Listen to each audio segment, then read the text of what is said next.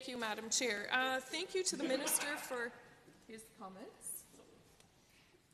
And I did have a couple of points that I wanted to make. I've heard a couple of comparisons to British Columbia so far this afternoon.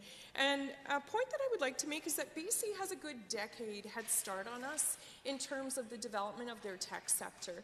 And I think that it's really incumbent upon Alberta to not just be reasonable, but to be unreasonable in the pursuit of developing the digital media business industry in Alberta, as well as the tech industry as a whole. And for those reasons, yes, $75,000 is a median salary at a big company like BioWare.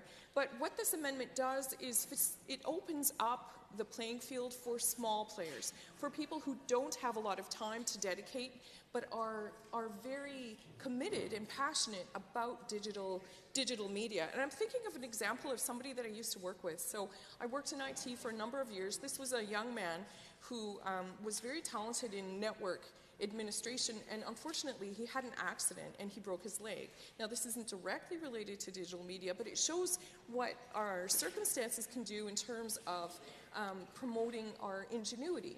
So he was actually really badly injured in this accident, and his leg was so badly injured that he risked losing it, and he was on crutches for a number of months.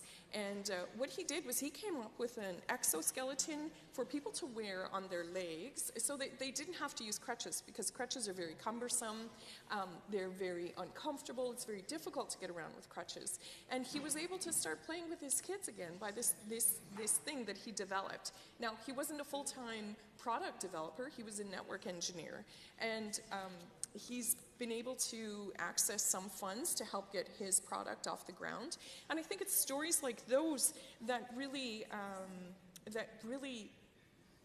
I think should encourage us to open up programs like this to more people who are innovative, who don't necessarily have the structure of a company around them, who aren't even interested in starting their own company because they need to be able to prove their product. And all they can do is afford to hire a developer for $25,000 a year, part-time.